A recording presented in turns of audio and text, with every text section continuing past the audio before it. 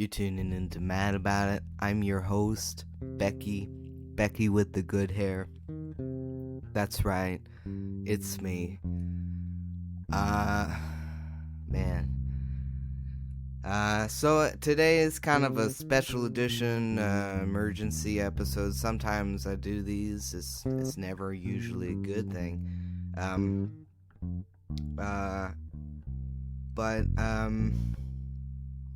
Yeah, I just wanted to do, just a quick, I've just been so angry, about, the things that I hear people that I love and, people that are my neighbors and people that I went to school with, saying about all the protests that are going on. I see a lot of different opinions.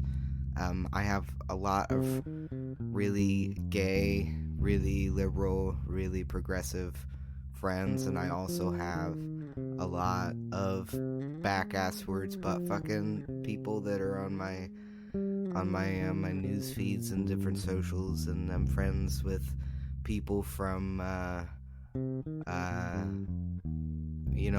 like the Midwest, who live in the suburbs, who are just like clueless about everything and have never been curious in their lives. Just people who they've just never ever been touched with curiosity. And these people say things like all lives matter, and they say things like please be peaceful with your protests, and they say things like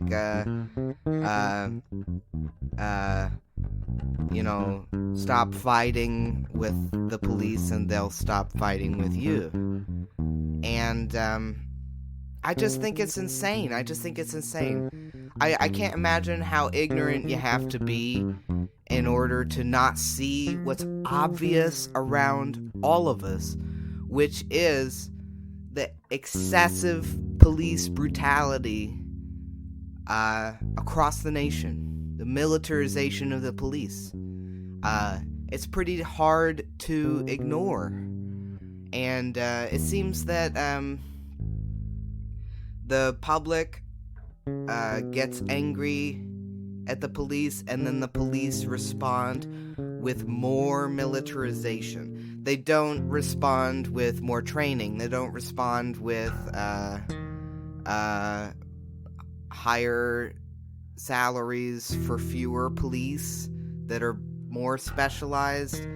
They just kind of seem to be obsessed with resources and having bulletproof vests and guns and gear to keep their officers alive while they're out there doing really intense stuff. Nobody seems to be talking about how maybe they just shouldn't be the military. And people are like, for some reason there's just a little, I need to give a little bit, if you haven't listened to the podcast before, you need a little bit of information. Becky is a white, non-binary, trans person. I am white, very white, like the kind of white that like catches on fire in the sun. Like I get sunburned in 15 fucking minutes. I wear sunscreen in the fall. And I don't think that I could know what it's like. The only thing that makes me think that I might have the slightest bit of an idea is that I was born a woman. Now I am hormonally transitioning to be a man. There does seem to be a massive difference in the way that society treats you as a man. I had an inkling, I had a feeling that that's what it was like when I was just a lady. And now that I've hormonally transitioned and complete strangers call me sir, I don't know, it's way more real than the inkling was. It's way bigger than the inkling. The inkling is, I think that the inkling is the gut feeling that you have when something is just fucking true, just period. But you aren't allowed to say it. Like when something is just fucking true, and if you say it, people get mad at you, then it's stuck in an inkling form. And when people say all lives matter, I get an inkling that they're wrong. And that's because they just fucking are. All lives do not matter right now. All lives didn't matter yesterday. They didn't matter back in 2008. They didn't matter ever. All lives do not matter. That's the whole fucking problem. The problem that the civil rights leaders back in the 60s were addressing was, in fact, that all lives, as they were, did not matter in our society. They were not created equally in our society, and they still are not. All lives do not matter the same in America. They do not. And if you need any proof, you can go look at the countless videos of black people being murdered purely for the color of their skin. And I tell you, I was like, you know what? There's no way that my entire, family is this stupid and this ignorant. And then I remembered that these people still don't believe in climate change. And it's like, you know what? They are that fucking stupid. Like, some people just are that fucking stupid. And they don't know about inklings. They don't know about them. They don't know that if you have an inkling that you might be happier living as a man, that, yeah, it's fucking true. You know, they don't seem to know that the inklings can live with you your whole life and torture you and torment you. And if you have an inkling that your life doesn't really seem to matter as much as the white folks' lives, and then you see George Floyd having the back of his neck kneeled on, how do you silence that inkling? How do you tell that inkling that it's not that it's not true? That inkling is true. It just is what it is. All lives don't matter. So stop saying that they do. All lives don't matter. That's why Black Lives Matter has to exist. We have to remind people that Black Lives Matter. If you don't remind people that Black Lives Matter, they forget that they're even human. I just, you have to remind people all the time.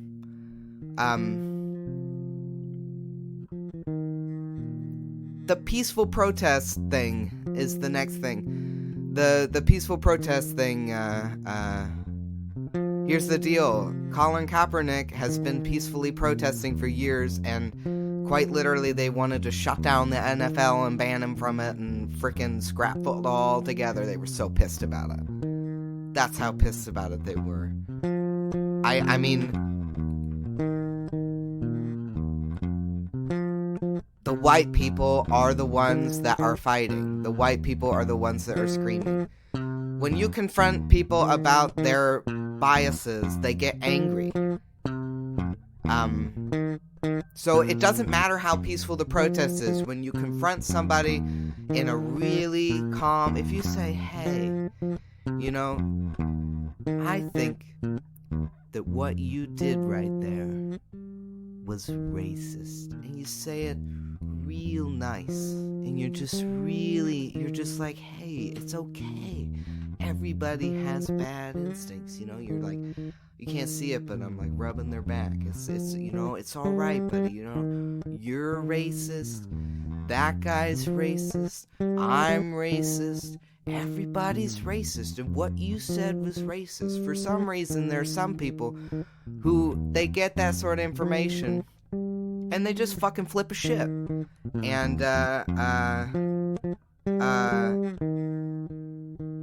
it's an entitlement, it's a privilege, it's an incredible privilege to never have been told that you're a bigot, you know. The thing about it is that every time a white person accuses a black person of being aggressive or upset about nothing, or overreacting to their incorrect perception of events, that white person doesn't know it, but they're being a bigot about that black person's perspective. They're being an absolute bigot. Whenever you say things like, I just wish that they would peacefully protest, what you're saying is, I am not able to recognize a peaceful protest when it's happening. That's what you're saying. Because there've been a million peaceful protests. When people say that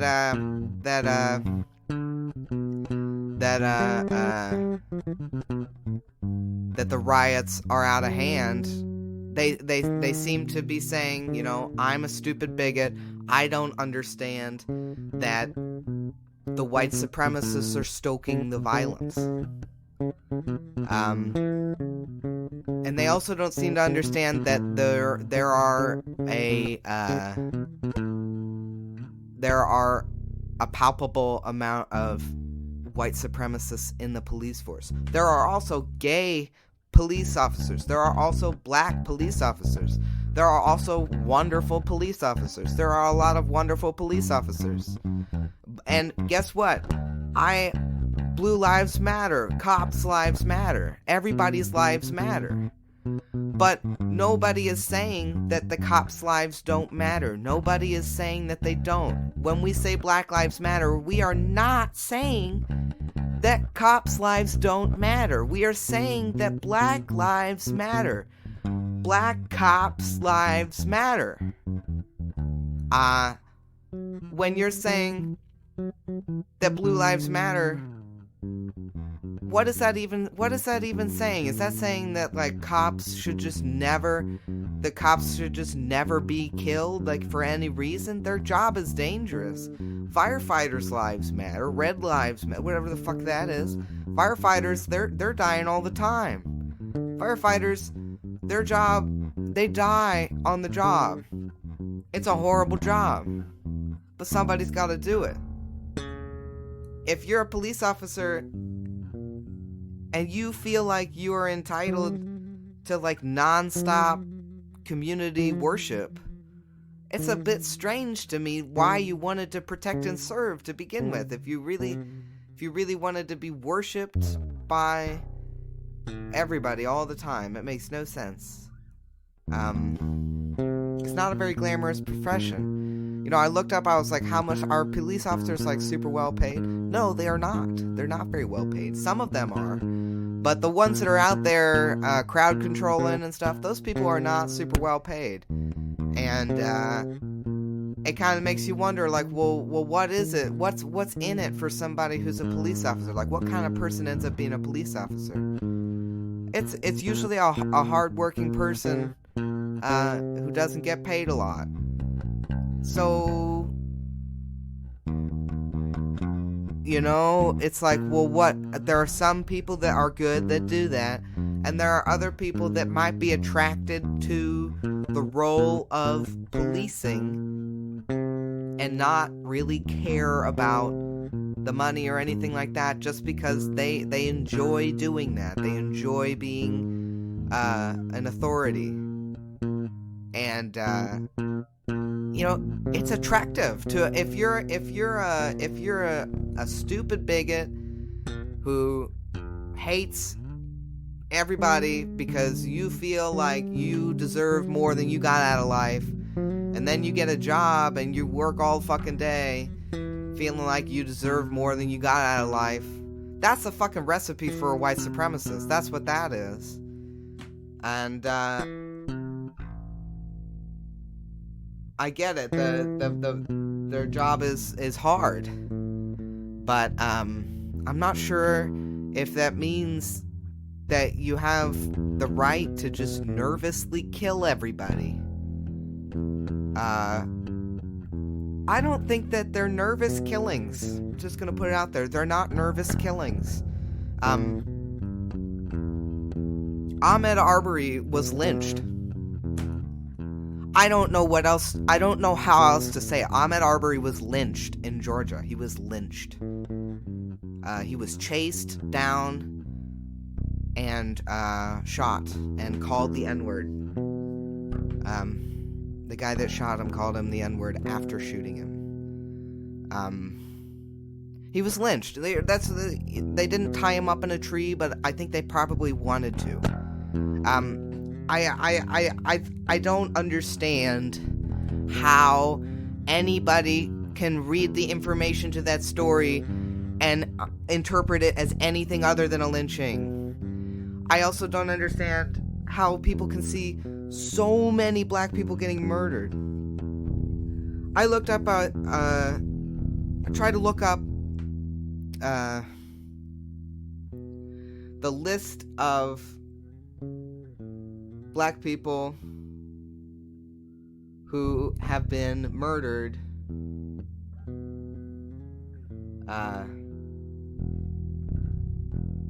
in 2019, and there are so many. It would be about 300 names that I would list. Just in 2019. Just in 2019. That's not 2020. A lot of these people are also transgender. Tony McDade, Breonna Hill in Kansas City was I mean beaten like a rag doll by these Kansas City cops. And what happens to the cops? What happens to the poor, underpaid, overworked cops that are out there, getting their Call of Duty in on the job? Some of them, they do get put in jail. They get arrested. Sometimes they get convicted. You know what happens? They get like 2 to 4 years in jail. A lot of times they'll get convicted, and then just nothing happens at all. The guy that killed, let's see, I found something that was just really alarming. In 2015, Officer Slager, who killed Walter Scott, Officer Slager pled guilty and has not been sentenced. He pled guilty and he just has never been sentenced. Yeah, the longest sentence I've seen for any of these cops who kill these people is about like 2 to 4 years. 2 to 4 years is the worst thing that I've seen. A lot of them, just nothing happens to them. Just nothing at all. Nothing happens to them. So there seems to be a real big problem with the law prosecuting itself. The law does not seem to like prosecuting itself. It seems to just want to be the in-house military, which is ridiculous because we already have one of those. We have a National Guard, which they're deploying against our own citizens. So explain to me how we aren't just in a civil war. Like, we're in a civil war. So, again, all lives do not matter. So we have to remind everyone all the time that black lives do, because they're getting killed willy-nilly for no fucking reason. Well, I guess that's not true. For a big reason, for hatred. They're being murdered because of hatred. Because of hatred, fear, and ignorance, and just downright bigotry. And, I just wish that I didn't know how stupid these people were, but, I grew up... I have to tell this story. I have to tell this story to give you a little bit of background of where I'm coming from as a baby Becky. Baby Becky grew up going hiking in the Smokies all the time. And my dad, who I love dearly, would take me... He's taken me to 2 different Appalachian coal mining villages. We did little hiking loops in the area. And while we were there, you learn about the coal mining towns that were predominantly white, who were paid in vouchers for their coal mining work. And then they spent the vouchers at the company-owned grocery store. And he explained how those parameters are essentially the same as slavery, even though they are not. And how they could basically, their financial limitation was seen as the same as slavery, which it is not. And as a baby Becky, I was like, boy, that doesn't make any sense. I was like, the slaves were beaten and dehumanized and raped and mutilated and murdered and all these different things that happened to the black slaves that were not infamous within, at least to my knowledge, within the coal mining communities of Appalachia. And I think it's a little scary because my dad is a very sensitive, reasonable person. And this very sensible, reasonable, well-educated person is terrifyingly ignorant about some basic realities.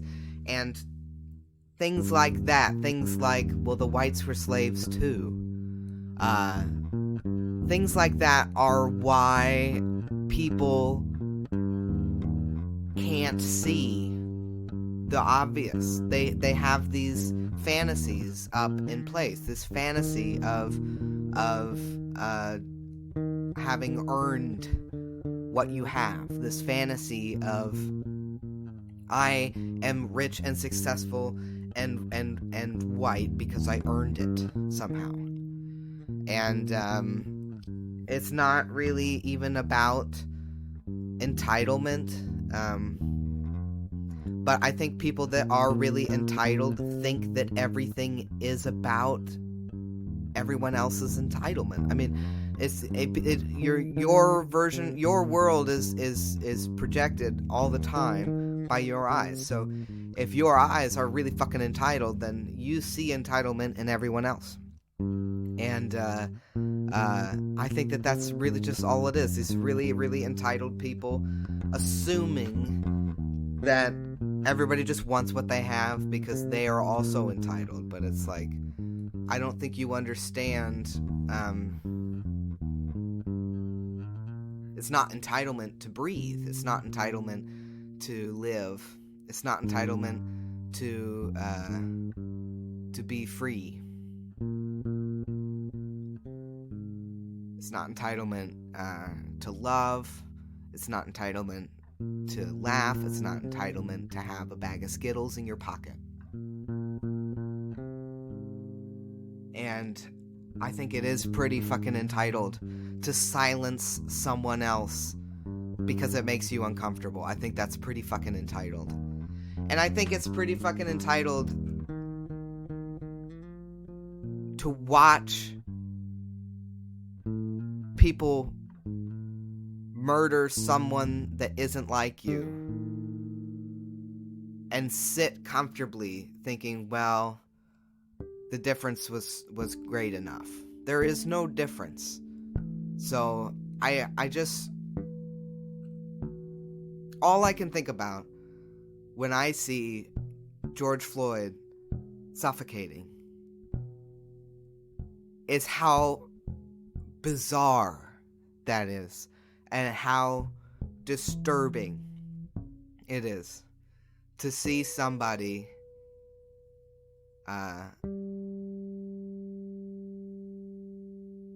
kneeled on like that. It was just so disturbing.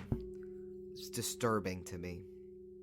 So, I don't know how you could see that video and not want to do something. I don't know how you could hear the story of Sandra Bland and not want to do something. I don't know how any of these people can do any of this shit and not want to do something. And I think that that's why I had to tell the weird as fuck white slavery story, because that's what people are telling themselves in order to silence the discomfort of the reality. That's what people are telling themselves, as an explanation for the difference. But there is no difference, so you don't need to explain the difference. Anybody explaining the difference is an idiot. All lives cannot matter until Black lives do. The list of black people killed by police is so long that it would be a whole episode, just me listing them. But I mean, Breonna Taylor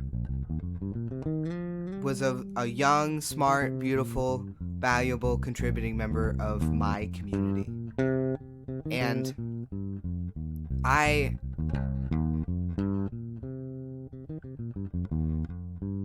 just can't wrap my head around it. I can't wrap my head around it. It's the sort of thing that you would think maybe I'm gonna try to do something. I don't know what to do. What do you do? The police are shooting the protesters. David McAtee is a barbecue guy in Louisville who was feeding the police at the protests as well as the protesters. He was feeding both the police and the protesters. And the police killed him and then left his body out for 12 hours. Presumably so that everybody in town could see David's body. I don't feel safe protesting. It's not good reason to stay home from protesting, but I think my voice is maybe more powerful on the internet than it is out in the streets. So this is my choice. I don't know what to do at the end of the world. I don't know what this is. But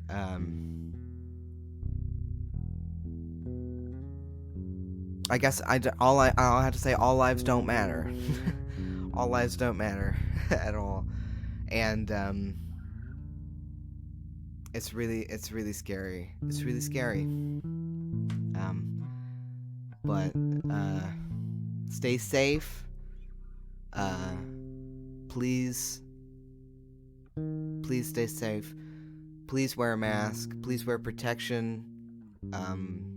I saw some shields. I'm just worried about the rubber bullets. I mean,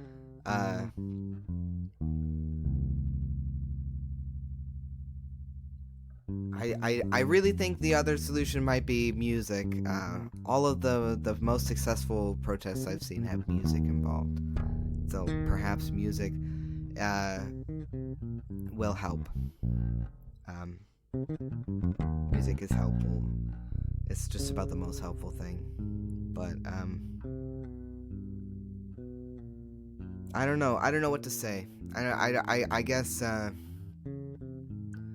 I've been having really angry, hard conversations with everybody close to me every day. And I think that that's the most useful thing that you can do, is to just have the hard conversations. So you have to just have the hard conversations.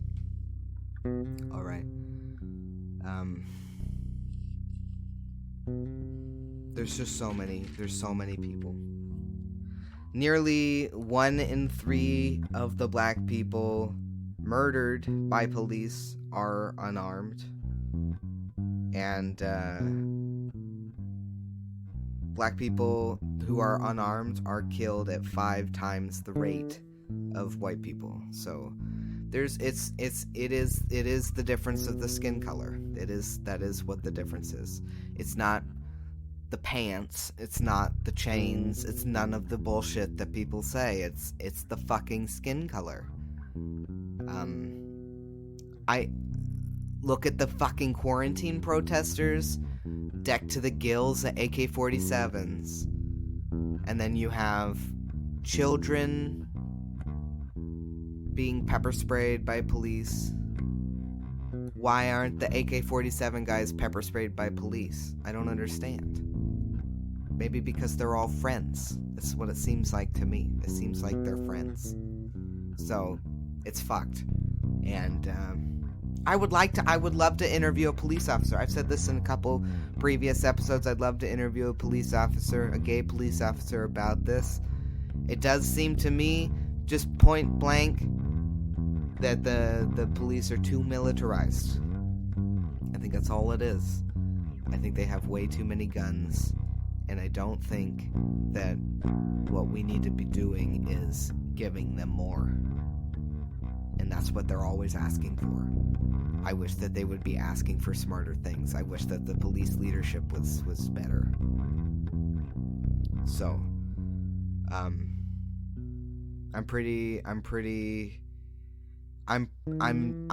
starting to just not at all be open-minded to arguments about how the cops aren't that bad. There are not a lot of valid arguments about how the cops aren't bad anymore. There just aren't any. They're responding to all this in the worst possible way. So, I think the American police should be ashamed of themselves, and I think that I would like to interview a police officer. And if they could change my mind about something that they're doing, that'd be great. I see some good things. Obviously, again, there are obviously good police officers in the world, but the ones that are bad are getting away with it and just saying that it's an accident. This is the thing.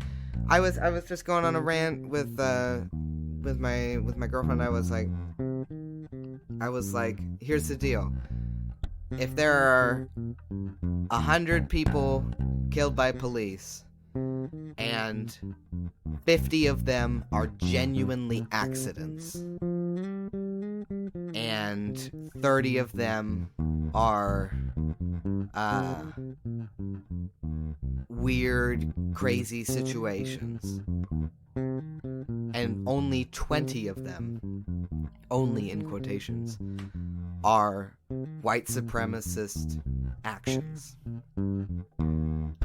Those actions get discredited as accidents by the law. The law just is not taking responsible for its own mistakes. It doesn't say, fuck, we have a white supremacy problem. It says, we have a lot on our hands and we're doing the best we can and we have a lot of accidents and these are hardworking, valuable cops and we need them. And that's just bullshit. They need to take responsibility for themselves and they need to fire every single cop that has a white supremacy background. They need to fire 100% of the white supremacist cops. I don't understand. There should be just a basic HR avenue for, like, I am a gay cop and I heard my buddy say multiple times very racist things. I'm going to report this person. There should be that. There should be that. When you look at the police in other countries, I mean, the other countries do not have this problem because the police are not militarized in other countries. The police in Norway do not have the militarization that we do. And I say that to my dad, and you know what he says to me? Oh, well, they don't have our problems. What is that? That is not true. They have problems. They just have training, and they train them to handle the problems in a different way. That's what's going on. You can be more effective with a smaller force. It's fucking, not only is it possible, but it's the best way to do it. And it's cheaper. I just like, for people who are so obsessed with money, it seems to me that the only thing Republicans care about is murdering black people and getting away with it, which is just being the fucking KKK. So, I don't know what anybody could say. It seems very hopeless. But I am optimistic that we can pass legislation, we can rally for legislation, we can elect people who are going to rally for legislation to demilitarize the police. That's what we need to do. We need to make the police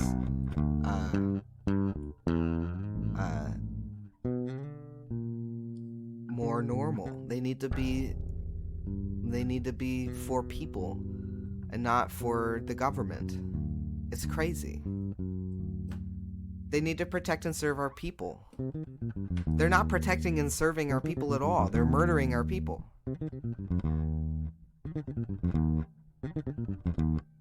All right. I think that's I don't know what else to say.